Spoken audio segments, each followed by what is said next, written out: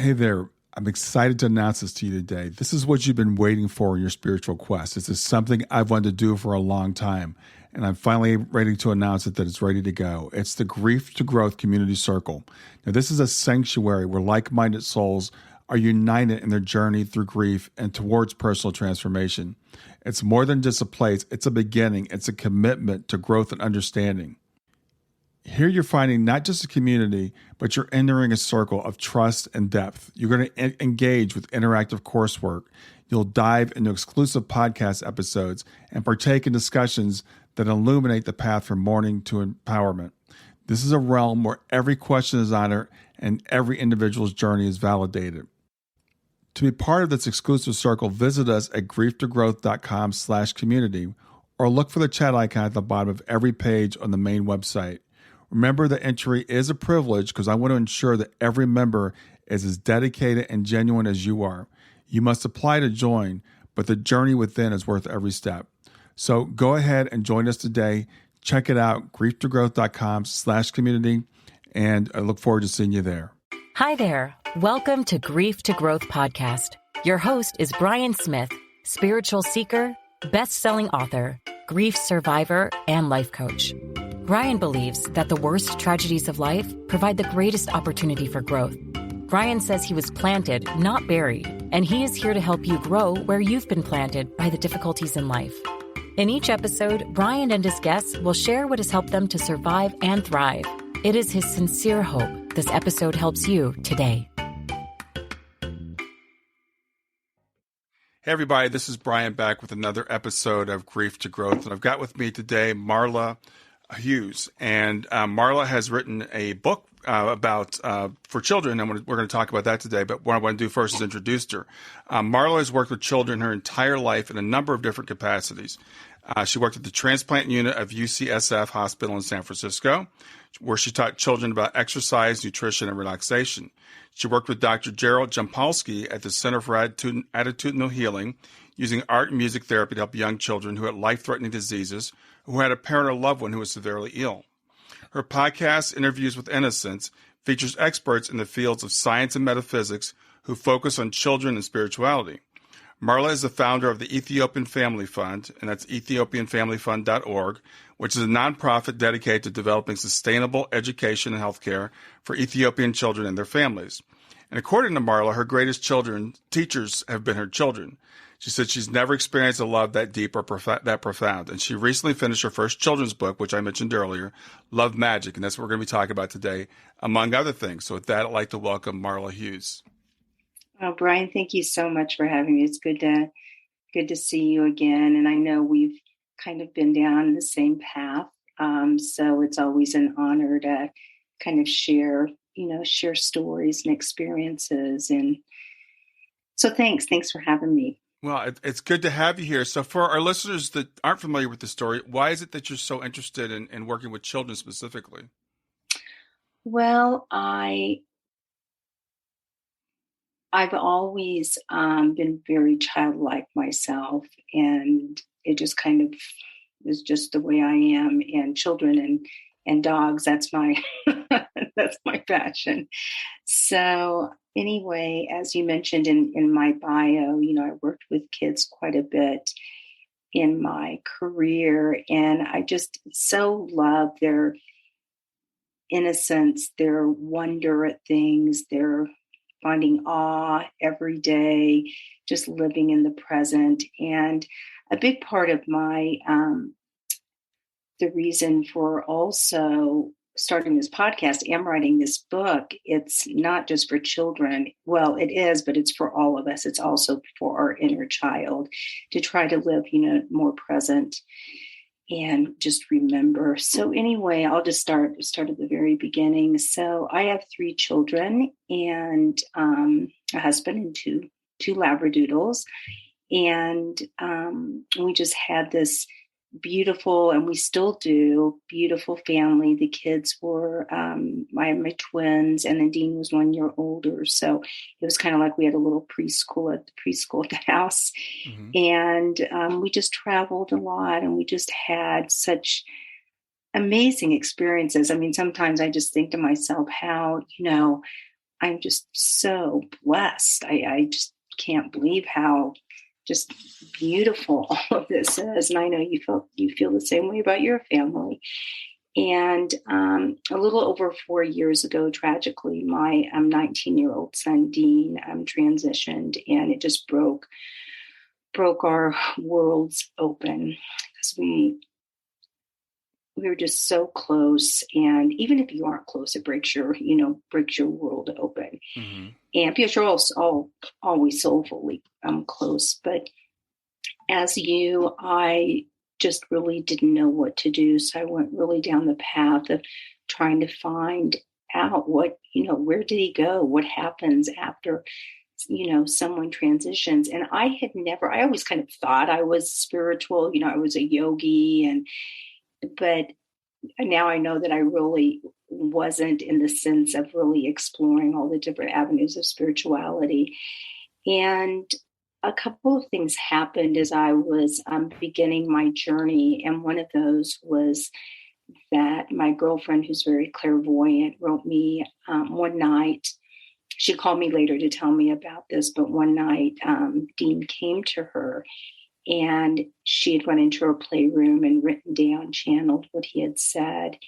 And even in that letter, he talked about, his life when his learning on this earthly realm was complete, and that it was time for him to move on. And I have a lot of letters transcribed from her and from some other mediums. But he also, well, I'll just read just a really a little bit of what he said, if you don't mind. Sure. You and Dad were a cherished and divine gift to me. My soul, however, has a bigger job to do. I was on earth at that time to experience the discording of the love that I lived and the unlove that I saw in the world.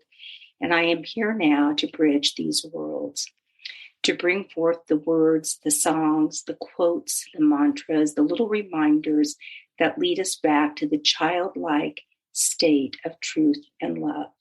Simply put, I am here in your world and mine to put back into people's minds and hearts so as to allow authentic, loving experiences through playful, joyful ways to drop back into authentic, pure, honest, simply put, love. So as we move forward, Mama, please let me tell you, hear me. I am grateful for you and your loving mothering. And I am here where I'm supposed to be to do my life's plan and purpose. And that is to be a reminder of the pure and simple love. Without it, life has no meaning. So let's begin our new adventure. Hear my word, hear my songs, hear my voice. Bring it through to all those who need it. Be a mother to the world. Only your heart can possibly hold this message and share this love. Do it for me, Mom, please. I love you in only the way you and I would understand. I know you know what that means.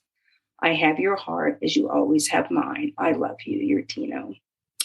So brings tears to my eyes. And so this was just a couple of weeks after everything happened. And I was talking to my girlfriend, and I was telling her about how I'd had a dream about Dean. Mm-hmm. And she said, well, I have something to share with you, but I wanted to make sure it was the right time. And so I'll never forget, I was walking the dogs. I just sat down on the curb and said, please read it to me.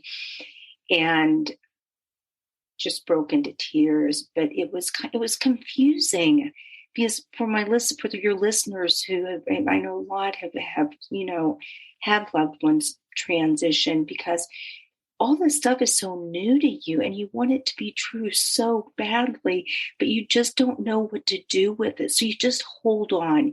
You just hold on tight. And Dean was this just fun, loving. I used to say to people, it's just so weird. He's just so happy all the time.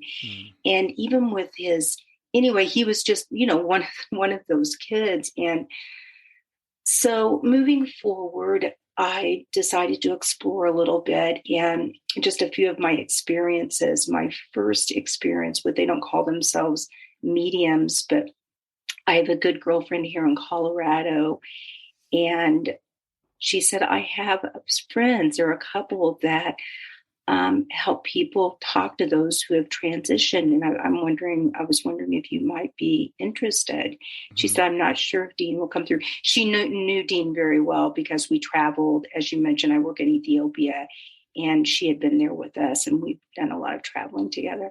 Mm-hmm. And so I was like, yes, absolutely. So it ends up this guy, and I'm not allowed to use his name, but he is this very well-known scientist who worked with Francis Crick and Ed Lewis, who are both co-founders of DNA. And he and his wife had, I think it was a granddaughter who had transitioned, and they went to someone who helped them, who did a mediumship reading for them. And they were just so taken aback by, like, how does this work? How did they do this? And so they decided to start trying. And even though I know some people don't like the idea of using a board, they don't call it a Ouija board, but that's their vessel to get the message through. Mm-hmm. And I was just so impressed because being, from sort of a scientific background, in Western civilization, that's what you want. You want the proof, right? Right. Yeah. And knowing that he was this renowned scientist and was, not only dipping his toes, they help people, just family and friends or friends of family, family and friends, mm-hmm. and do it out of the kindness of their hearts. And they just brought through these amazing messages. And that's when I said, I've got to really start exploring this. So as I did, I really dove into near-death experiences. I went to the UK for mediumship workshops and physical seances, and just all plant medicine, just all kinds of different things. And I must say that in all my journeys over the 4 years, I now know that for my heart, there is a knowing that, that this life is eternal. And I do consider that such a gift to know that. So I kept getting all these signs for Dean, and I'll tell you a couple of those because it's so important just to be aware and just to, and this is part of being quiet and present. And we had gone to Ethiopia, and it's kind of a long story. I'm not going to get into it, but our children did this. They weren't really theater kids, but this was like a bicultural program that kind of traveled. It was based out of Colorado. And so anyway, we'd go to different countries and work with the school there, and they would put on a show. Mm-hmm. And it was usually folklore about the country. And this was Fire on the Mountain. And Dean was only 11 years old. And they dressed him up like he was Bob Marley. And he sang Three Little Birds, which is, everything's going to be all right. And so about probably 3 or 4 weeks after Dean transitioned, my girlfriend called me, and she didn't know we had gone to Ethiopia because we had kind of gone our separate ways as we were raising kids. And, mm-hmm. and she said, it was so weird. Dean came to me last night. Oh, and Dean loved the monkeys in Ethiopia. He was always feeding them, and there were monkeys everywhere. It was a little village called Wando Ganet. And she said he was like swinging from tree to tree, like it was almost like a monkey. Mm-hmm. And he was saying something like, it's going to be all right. It's going to be all right. And so that was such a huge sign, knowing that she didn't know anything about us going to Ethiopia. Mm-hmm. Another beautiful sign I received was from a medium when she told me that there was something about Jean. And I said, Gean, I really don't know, anything about that, or I know someone named that. And she said, no, it's not. It's like genes, Gene, and chromosomes, and that he's thanking you for bringing him into this life, and so that he could fulfill his purpose. And no one knew this, not even my in-laws or my parents that we had an irregular amnio with Dean, and we had to make the decision on whether we met with a geneticist. And it wasn't a hard decision for us, but we, had to meet with a geneticist and make a decision whether we were going to bring him into this world or not. Mm-hmm.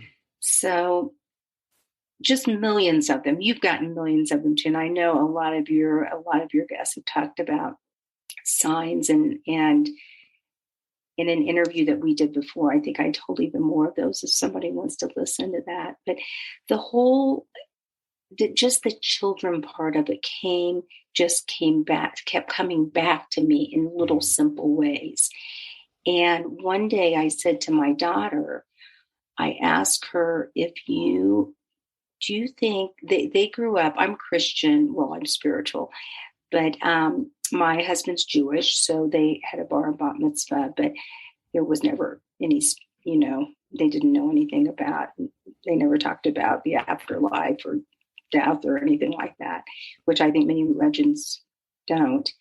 And I said, do you think it would have been a little bit easier? Of course, you still have to grieve, but if you would have just been raised, knowing that life is eternal and having, a caregiver encourage you to talk about your memories as a young child, or because we hear so many young children talking about past lives and about choosing parents. And you look at Ian Stevenson's or University of Virginia, they're just doing all sorts of things, examining these stories from children. And she said, I really think it would have. And I'll never forget that. And that just kind of, finally lit me totally on the fire. So I decided I was going to write a book, and I was going to gather stories like Wayne Dyer. I was going to continue his work because he wrote a beautiful book called Memories of Heaven. And I suggest that people run out and get that. And it's a compilation of stories from parents all over the world telling about what their 2, 3, 4-year-olds have said. And it's all across the board, from, like I said, choosing parents to reincarnation to meeting loved ones in heaven before they come here that they would have never known, and this and that. But I didn't have anybody to my world, and still I don't know about you, Brian, but still my world doesn't encompass people that talk about this kind of stuff, Mm-hmm. I mean, thank goodness we have each other and our podcast and all the beautiful people we meet. But I really didn't have a circle to even start gathering stories. And so I thought, well, I'll start a podcast. I called Sandra Champlain, and she was kind enough to email me back. I emailed her, and I just started, and I decided I really wanted to focus on celebrating the wisdom that children bring into our lives, and also our inner childlike self, and to open up the door for caretakers and parents to really recognize that we do know this, but we're the leaders in this. Actually, my book, which I'll hold up right here, it is called Love Magic. And this is on my daughter on the front, Carly. She has crazy wild hair, or she did when she was little. Mm-hmm. And Cosmo, that's our puppy. He's laying on the bed right behind me. And it also is about Pop, my father-in-law, that we were all very close to, that passed. And it's all about signs and synchronicities and rituals and being present. And so anyway, to get back to briefly before I wrote the book, back to my podcast, I just decided that I would begin it. And I was very fortunate to meet Raymond Moody in the very beginning of my podcast, and we became very good friends. And so I've been so honored to interview, a lot of people. And it's interesting because everyone I talk to, there's always something about the importance of children understanding that life is eternal and that there's something bigger in this world. And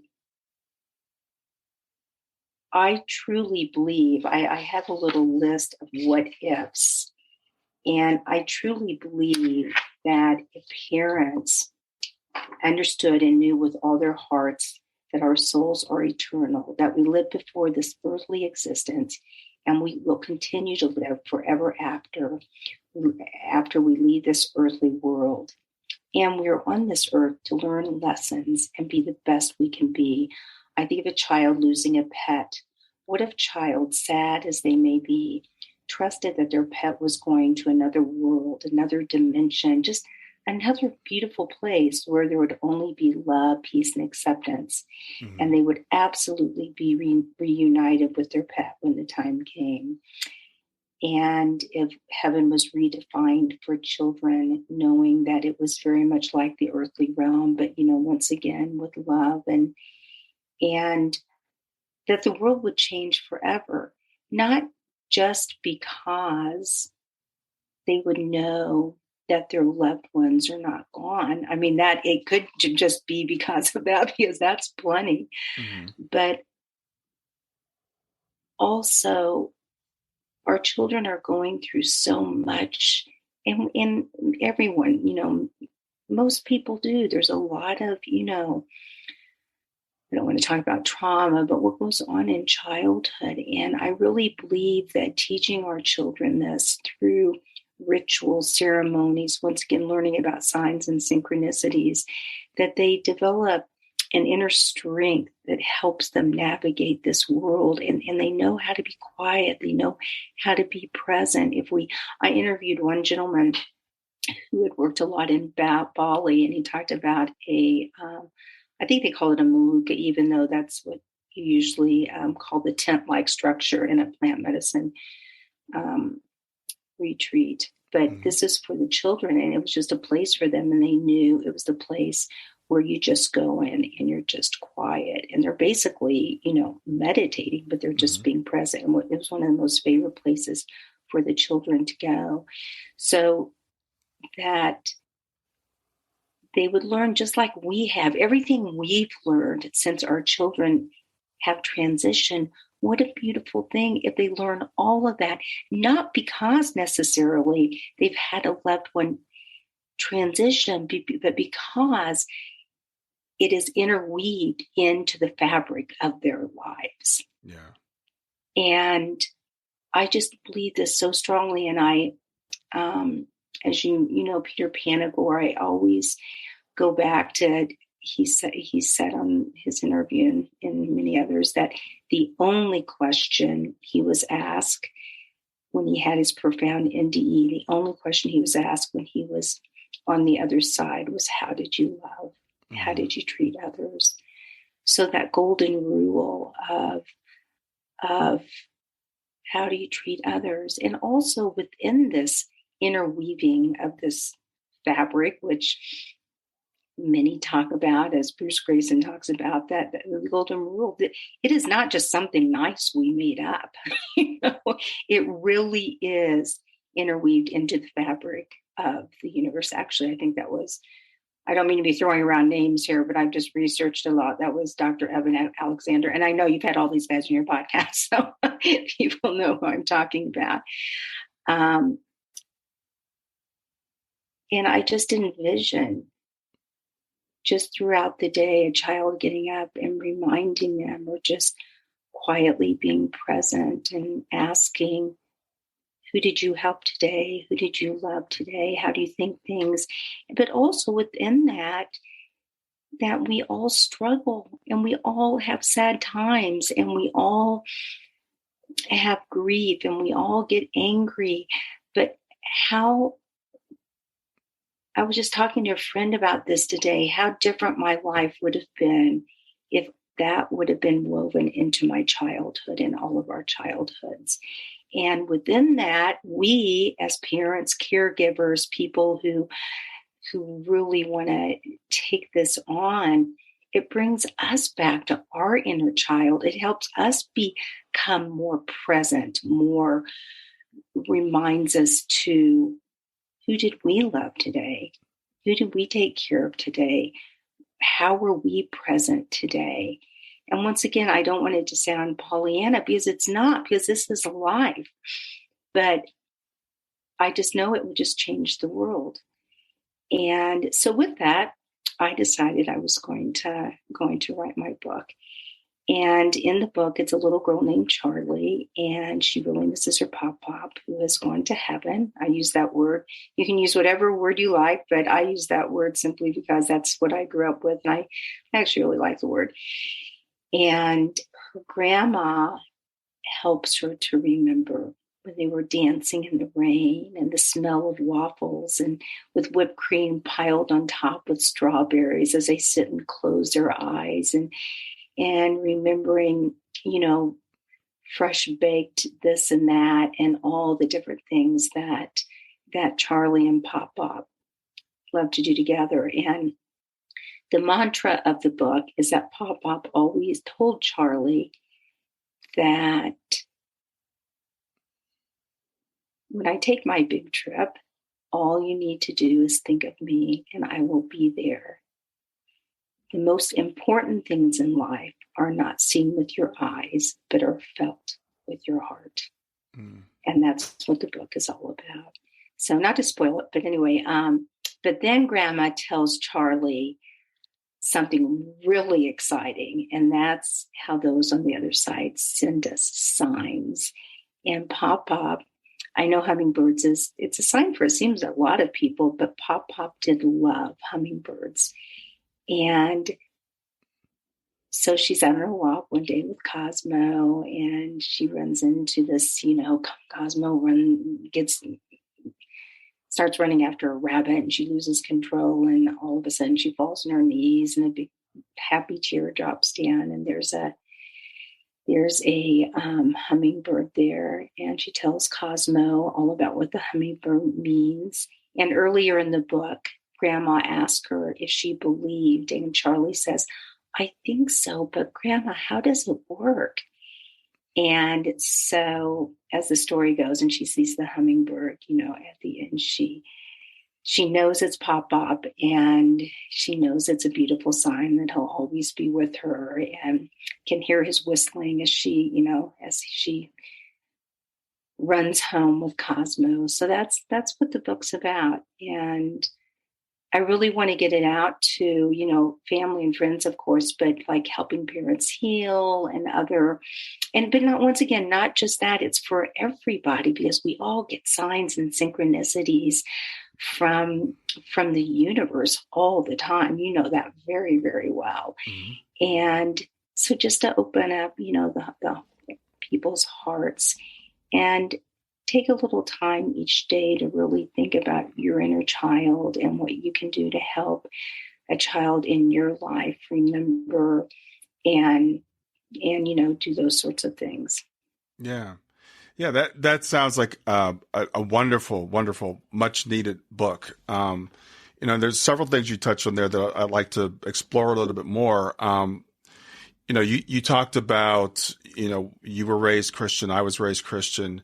But in the church, we kind of talk about the afterlife. We talk about heaven, but it's usually in very general terms. We don't talk about, as you said, how does it work and stuff like that. We don't, and it's, so my experience has been a lot of people, they say they believe in that, but they don't really, right? And then when the rubber hits the road, when we lose a loved one, then we run around asking what happened, where did they go? And then we really want to know.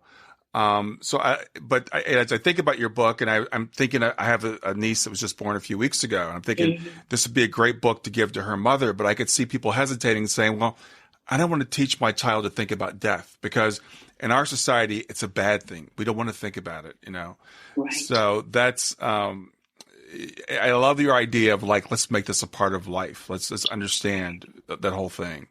Yeah. I actually had another interview I haven't interviewed her yet. We just had a pre-conversation. Julie Ryan, I don't know if she's been on the show yet, but she was talking about how with a child, just asking them, what do you think what songs do the flowers sing? Mm-hmm. Or, just questions like that, just for them to start using their imagination and to know once again that there's just something bigger and something that we can go to when we're feeling sad. But you need to have the the caregiver and the adult be present too, to be with them, to teach them, because that's, that's where they learn from. Yeah, and it's interesting because a few weeks ago you and I had an email exchange, and you talked about the story from the Babylonian Talmud. Yes, I have it right here. I had heard from some of my Jewish friends. And so the story, for people that don't know, there's the angel Layla who lays her finger across the lips of a child that's coming into the world, and they forget who they are, where they came from. And as I think about that, I'm like, is that really the way it is? Because I believe that babies, they still remember where they come from. Yes. You look at babies, they're looking around the room, or like, what are they looking at? And children will tell us things, they view the world as a magical place. They come in and they're like, this place is magical. Anything can happen. And then we adults tell them, well, no, that's just your imagination. That's not the way it works. So how do you think that works? Do they come in and they've forgotten, or what do you think happens? We'll get back to Grief to Growth in just a few seconds. Did you know that Brian is an author and a life coach? If you're grieving or know someone who is grieving, his book, Grief to Growth, is a best-selling, easy-to-read book that might help you or someone you know. People work with Brian as a life coach to break through barriers and live their best lives. You can find out more about Brian and what he offers at www.grieftogrowth.com, www.growth.com. If you'd like to support this podcast, visit www.patreon.com/grieftogrowth, www.patreon.com/GRIEF2GROWTH to make a financial contribution. And now, back to Grief to Growth. Stay with us. We'll be right back. Hey there, something I want to tell you about today. My podcast platform, Buzzsprout, has recently made it easier for me to allow you to support me financially. Go to www.grieftogrowth.com/subscribe. That's grief2growth.com/subscribe. And once you're there, you can sign up to support me financially. Now, you can do it for as little as $3 a month, or of course, as much as you'd like. If you do that, you'll get access to bonus episodes, and you'll see those in the regular feed. They'll have a lock on them. But when you become a subscriber, you'll actually get access to your own private feed, and you'll be able to listen to the regular podcast along with the bonus podcast for the subscribers.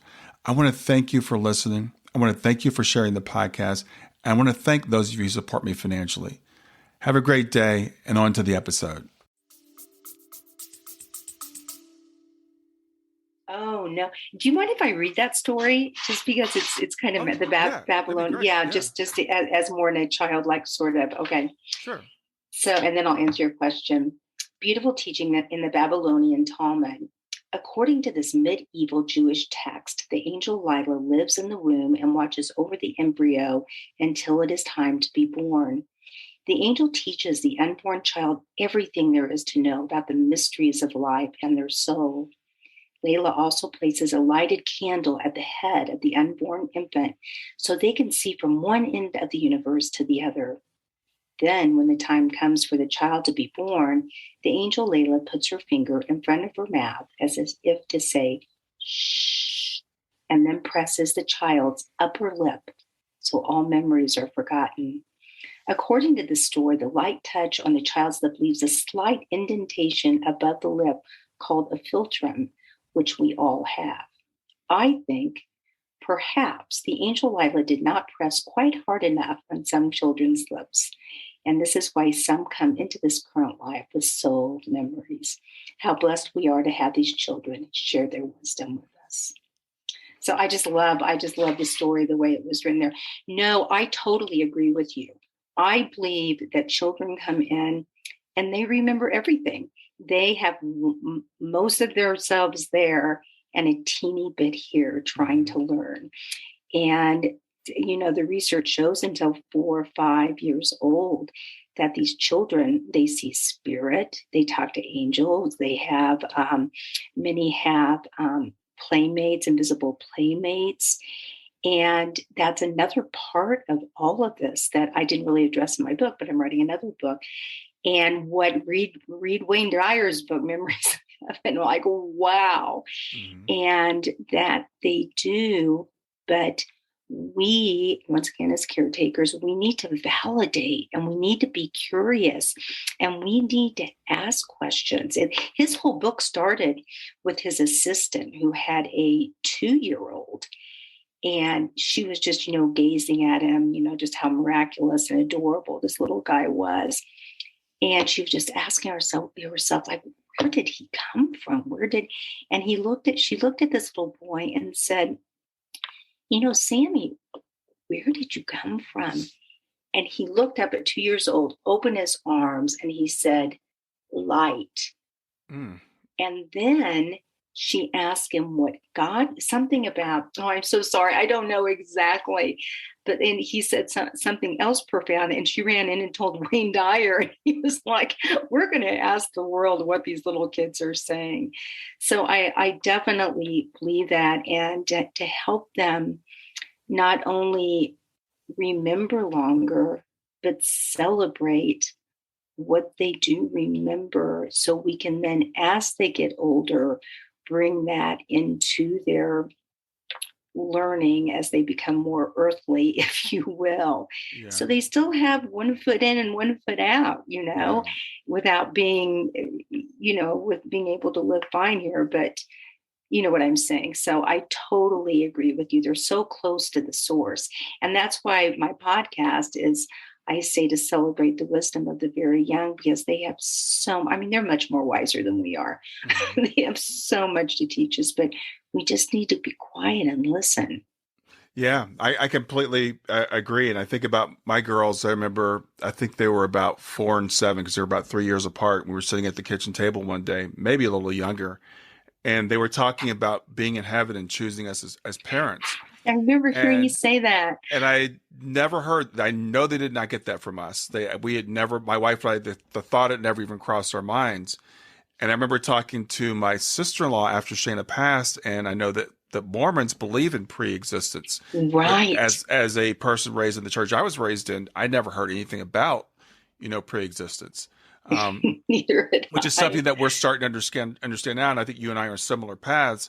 It's like science and near-death experiences and mediums and all this stuff is kind of telling us that we don't just start existing when we're born, that we actually pre-exist. And our girls are like, oh yeah, we remember being in heaven and choosing you guys. And my daughter Shayna always said, I'm not afraid of death. And she was just never afraid. And I'm glad we didn't really drum that out of them, because I think a lot of parents will ignore that, and we just kind of we were curious. It's like, so what do you mean? They're like, oh yeah, we chose you. That's so beautiful. I was having a conversation today with a very good friend who's really going down the spiritual path, kind of reawakening. But she was telling me, without telling me what religion it is, but she remembers when she was in 2nd grade and she had to go into this place and talk about all the stuff she had done wrong. Mm-hmm. And it broke my heart, because I wasn't thinking about how I was raised. It was very open, and God was very cool and loving and all of that. Sounds like you were the same.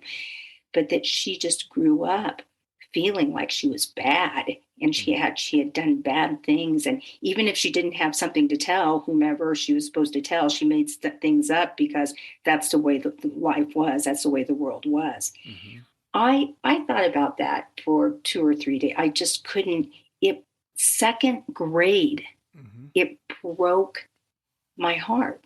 Yeah. And that's, and so it's got to change. We're transforming. Once again, I always go back to, I had to wait till, however old to know all of this and learn all of this and use it for my strength and for my soul. Mm-hmm. And gosh, if children know that from the very beginning, or are validated in everything we've talked about.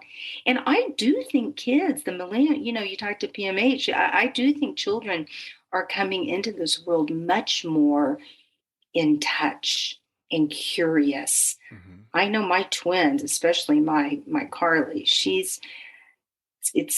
I think they're really coming in wanting to do it better. Yeah, there's interesting because a lot of people say that and I think it is kind of is because we need that. The world is so messed up that the I people that know. are kind of volunteering to come in now are really soldiers, really, volunteering to try to help turn things around. Indigo children, I've heard different terms for them, that Hmm. these children are coming in, kind of remembering and kind of pushing to change things. But as you mentioned earlier, our Western society, we're all about scientific, and I use air quotes for that because science can only measure Exactly. certain things and science is closed to so many things. But we want to know about scientific proof. And we think that people that are religious or spiritual, they're silly or they're delusional. And you mentioned earlier, this idea, well, maybe this is too good to be true because we're little kids, right? We think everything's possible, and we have all these great fairy tales that and everything always works out all right in the end. And then we're told, no, that's not the way it is. It's don't Right. even think about it. And then we come around to where you and I are now. We realize it is magical and everything is possible and everything is going to be okay in the end. And then we start to question it. That little voice comes in our mind and says, Stay with us. We'll be right back. hi there, I'm really excited to tell you about my latest ebook. It's 4 lessons that you can learn from the near-death experience without going through all the trouble of dying to learn them. I've been studying NDEs for several years now. I am completely convinced that not only are they 100% real, but that there's some very universal wisdom that we can get from the near-death experience. And I've distilled that down in this book into 4 short lessons. And I've also given you all the reasons why I believe that NDEs are absolutely real.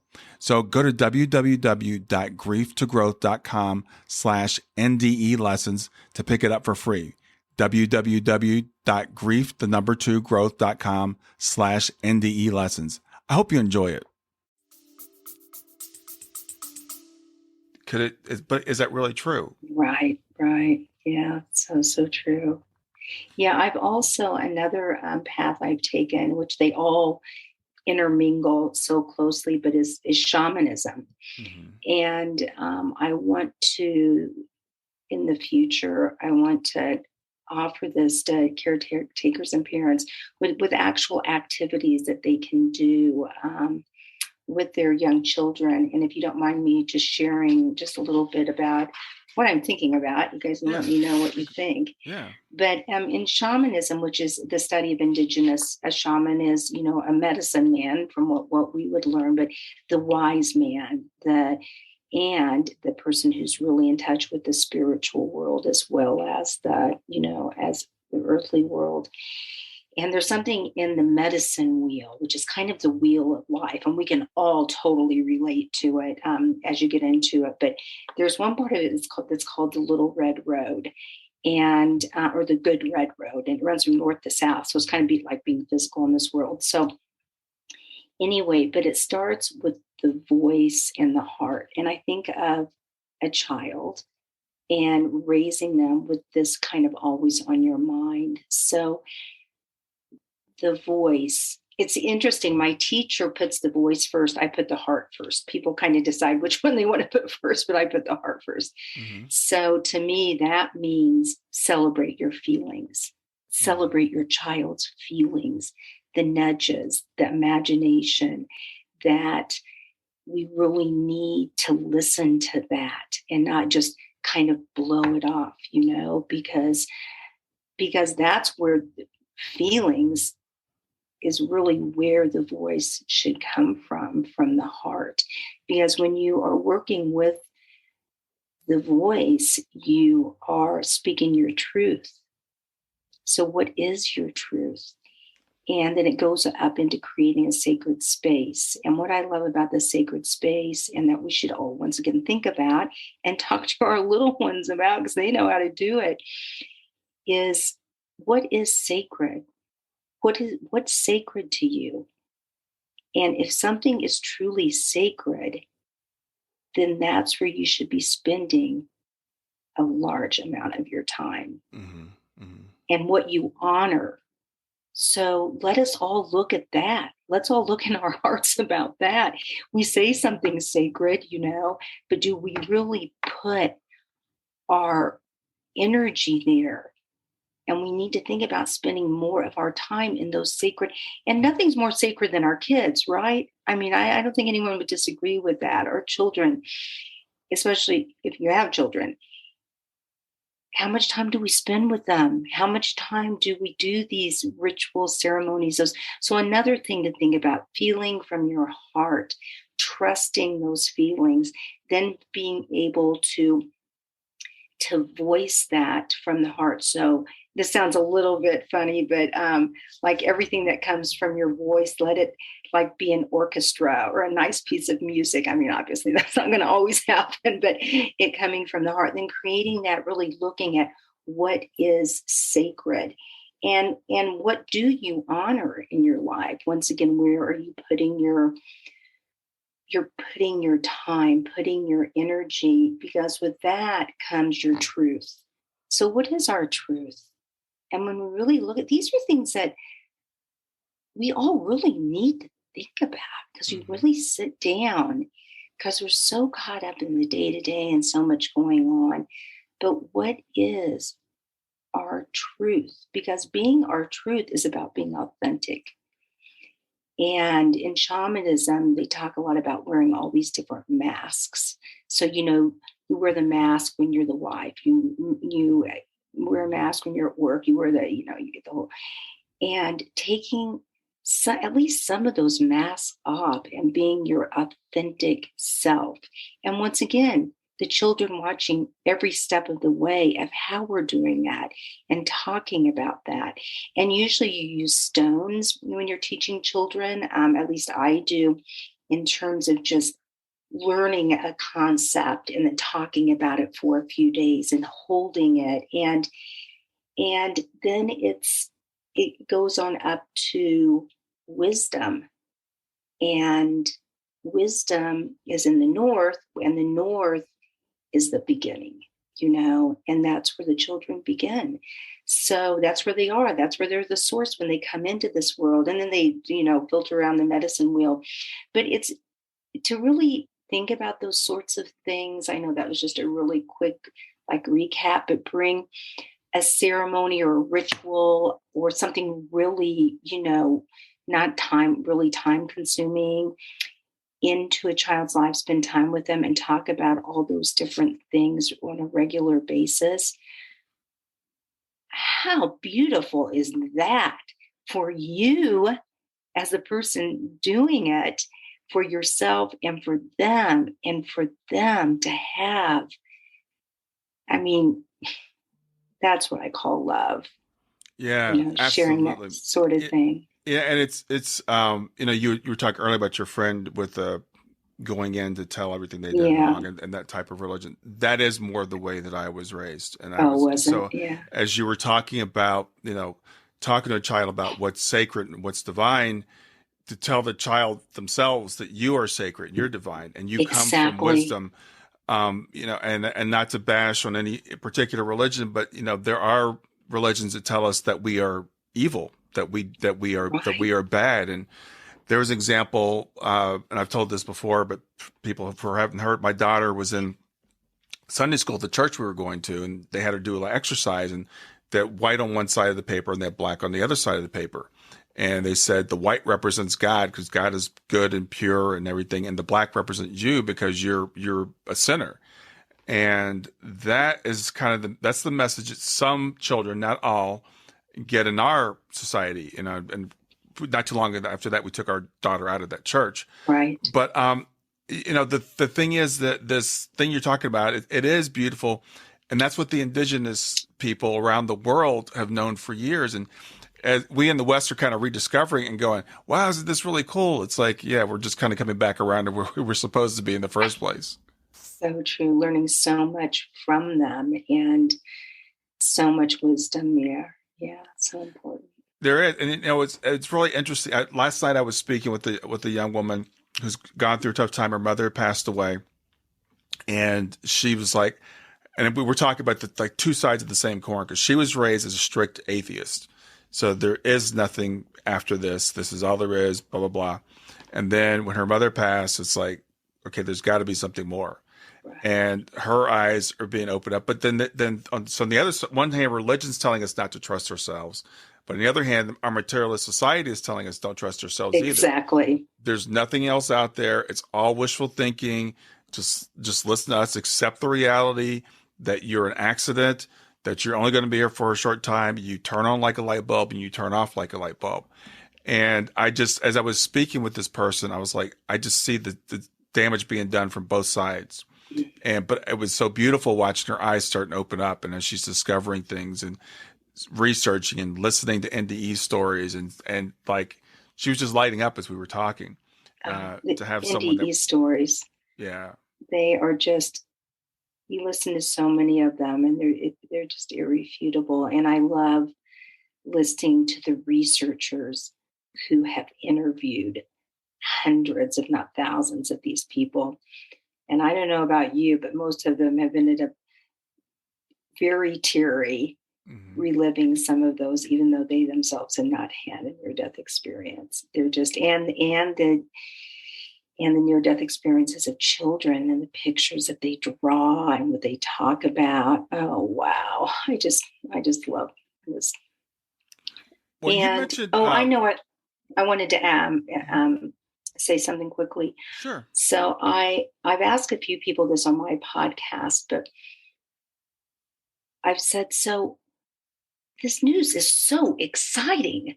I mean, this is one of the guys who started, I'm sure he's not watching my interview, but he really thought that this knowing that we have now, he thought it was going to become bigger than any religion that's ever been. Once again, not saying any names, but so I was saying, why isn't everybody so excited about this?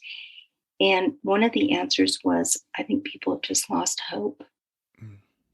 They're just so tired of being hopeful and then it not being true in our leaders, in our whatever it may be, And it just broke my heart that many just aren't hopeful. They just don't want to be hurt again. Now, on the other hand, I think that, who was it? Someone said either spiritually lazy or academically ignorant. I think that was Mary Neal who said that, No, and ignorant is not a bad word. It's just not doing the research and not being interested.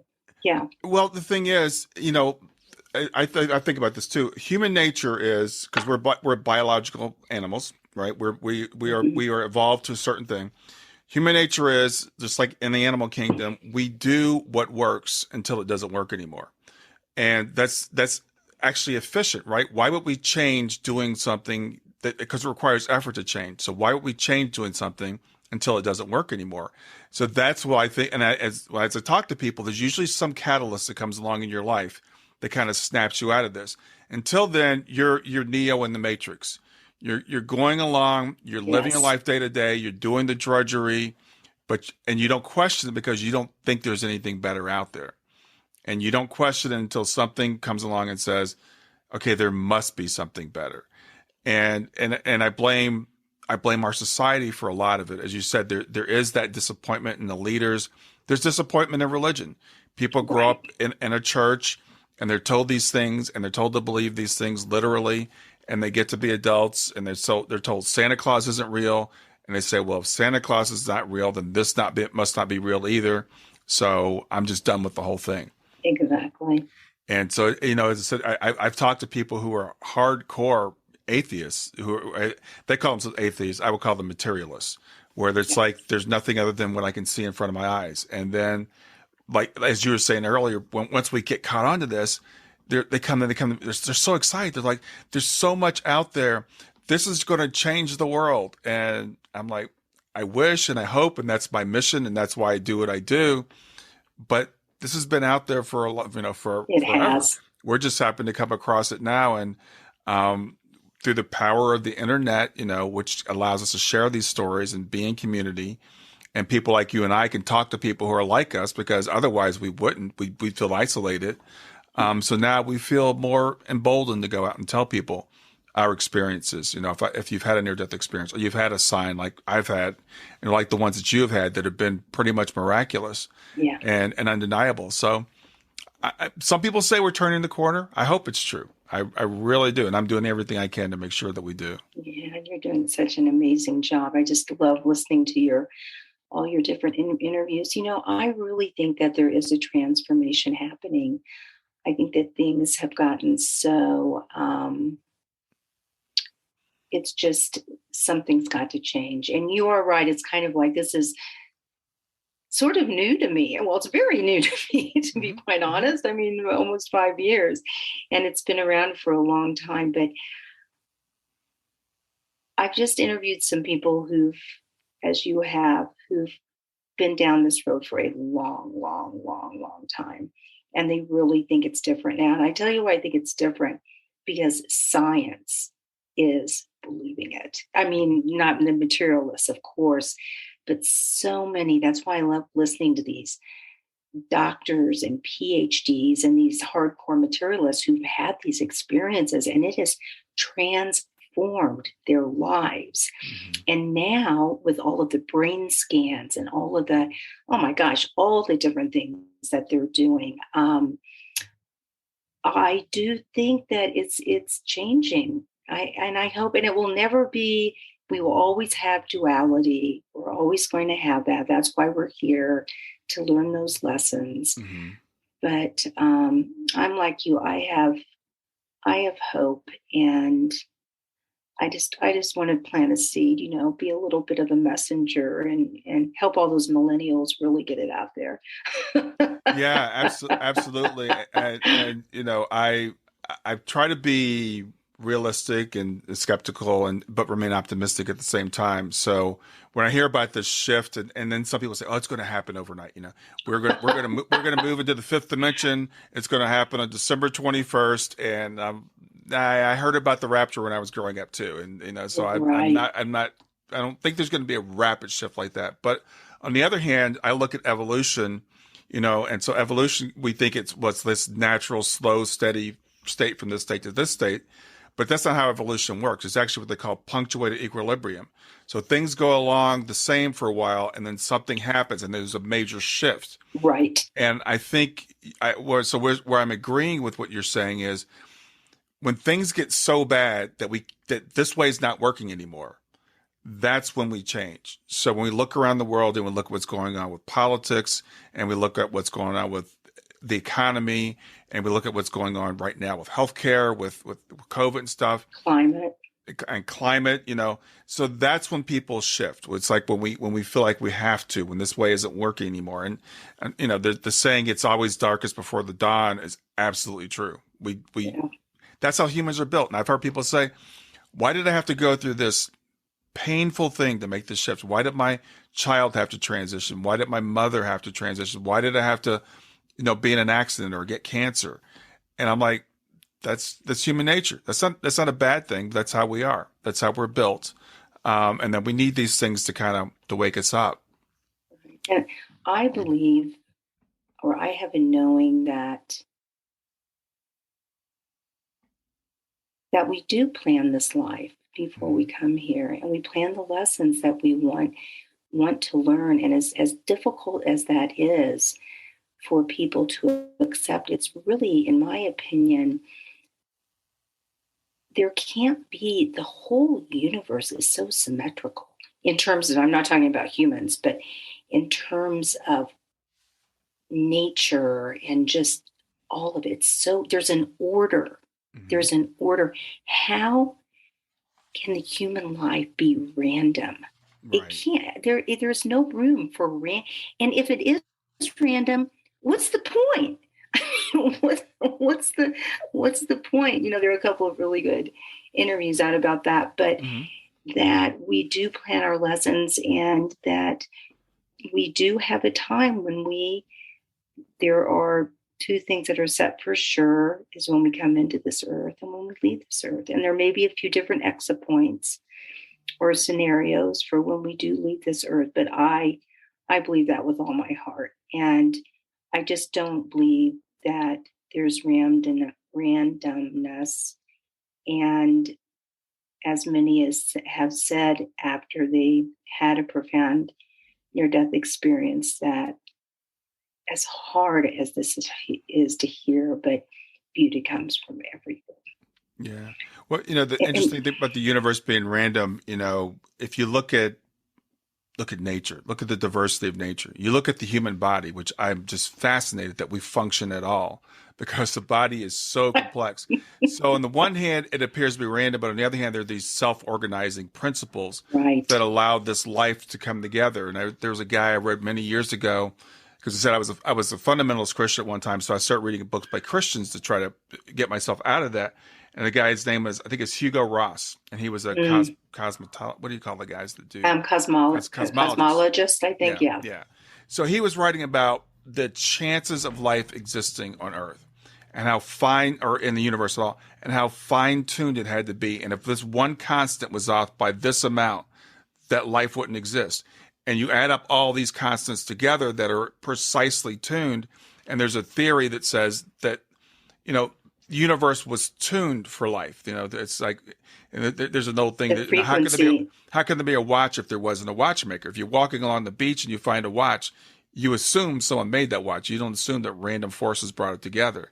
So there is something fascinating about the way the universe does self-organize. Mm-hmm. And then when we start getting into quantum physics and quantum mechanics, that blew scientists' mind because they're like, well, we don't know what consciousness is.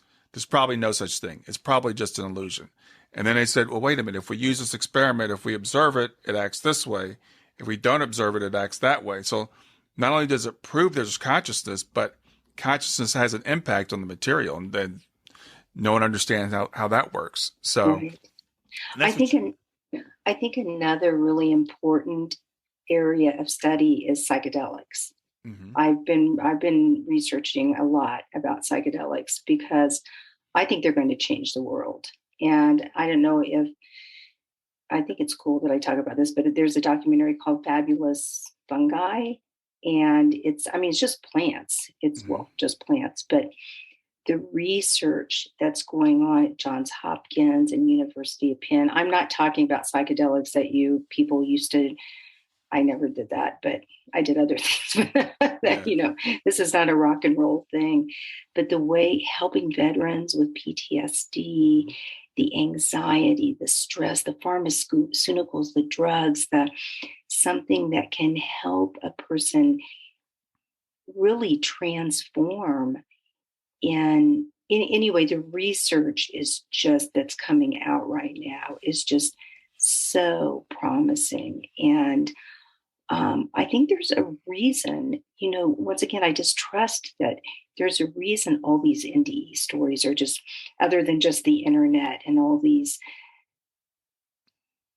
I hate to say credible people, because I think everyone is credible in their own right, but the physicians, this and that, and all of this research on not only psychedelics, but on meditative practice, on holotropic breathing, on how we can get back to that source. I guess that's my point. Back to that inner child, back to that spiritual, that invisible, that our materialistic, minds just can't go to. But there seems to be this universal force that's bringing all of these things in, that's just kind of nudging us along. So I have a lot of, and the meditate, everyone meditating so much now and all of that. So I have a lot of hope there too. Yeah, I do. And it's interesting to see, for me, as a scientist, chemical engineer is my background. Right. And so I was the one to know, like, what's the answer? How does this work? Right. So when I was a child, I used to take things apart.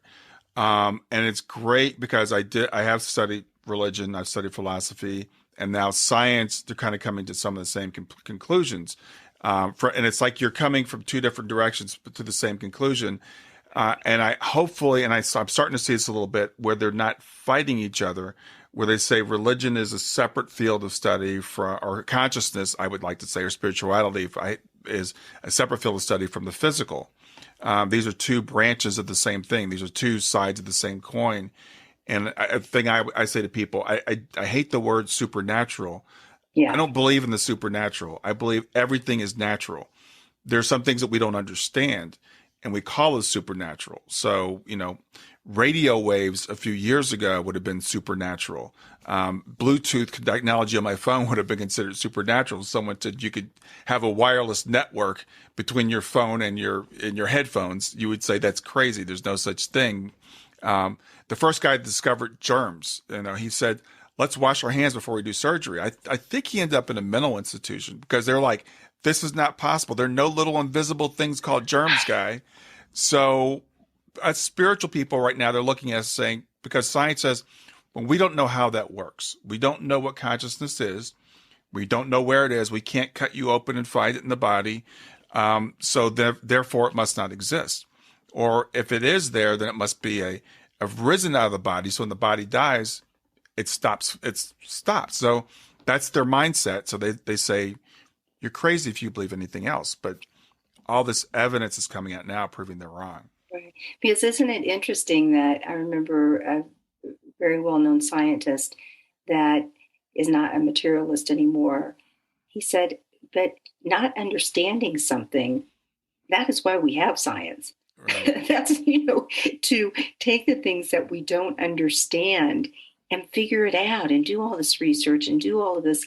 But that's not what is happening in the materialist world. But I think, I don't, someone said that there was a study done and 50% plus of physicians now really do believe that there is a continuity of consciousness maybe not continuity, but it is separate from the brain. So, and it was a reputable source. So it's, even though numbers, I'm always a little bit hesitant about, but we'll see. Yeah, I think they're getting there, and as more get there, it gives other people permission to get there, and right. There is some scientific study now of consciousness, and to be fair to the scientists, it's easier to study how electrons work than how consciousness works because you can't set up an experiment in a lab, and that's one thing about consciousness, especially like with near-death experiences, for example, you can't experiment with that. You can right. study the data, but you can't bring somebody in and kill them and see what happens to them. So we're finding now, as our instruments get better and as our experiments get better, and everybody refers to the double slit experiment, but now that we have that technology and we can do that, because there was a debate for many, many years, is light a particle or is light a wave? And because obviously it can't be both, but it actually is. Mm-hmm. And it changes depending on how you look at it. And that's a mind-blowing thing, but that's been proven time and time again through various experiments, and also showing that consciousness can work backwards in time, which really freaks people out. Right. So, I find it interesting too. Is it William Schaffner who just went to the moon?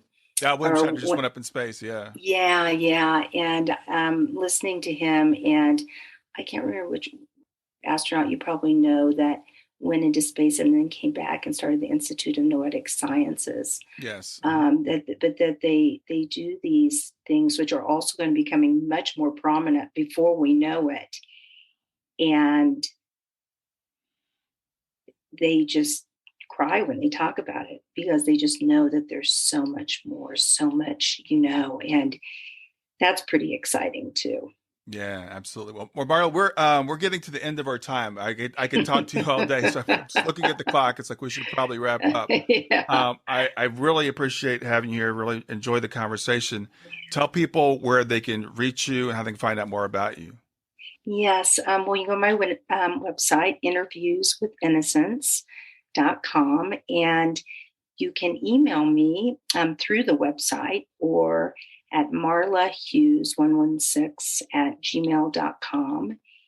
And my book is called Love Magic, and it's on Amazon. And you probably need to put by Marla Hughes because it just went out.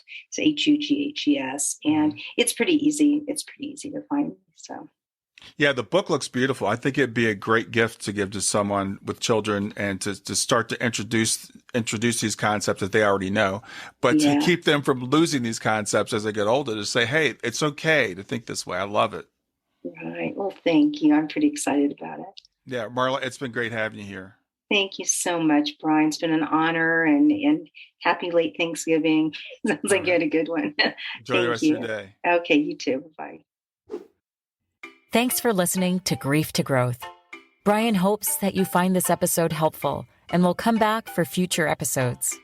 Brian's best-selling book, Grief to Growth, Planted Not Buried, is a great resource for anyone who is coping with grief or knows someone who is. If you enjoy the podcast and would like to support it, there are 3 things you can do to help. The first is to share the podcast with someone that you think it will help. The second is to go to iTunes, rate, and review the episode. The third way you can support the podcast is by becoming a patron. Head over to www.patreon.com/grief2growth. That's patreon.com/grief, the number 2, growth, and sign up to make a small monthly donation. Patrons get access to exclusive bonus content and knowledge that you are helping to spread the message of grief to growth. For more about Brian and Grief to Growth, visit www.grief2growth.com. Hi there. I hope you enjoyed this latest episode of the podcast, and I'd love to hear your thoughts. What questions came up for you? What did you like about it? What didn't you like about it? I invite you to visit us at grieftogrowth.circle.so. That's grief, the number 2, growth.circle.so to continue the conversation with me and with other listeners. It's a space to sound off, to share reactions, and to go deeper into the topics from the show. I look forward to chatting more, and I hope to see you there.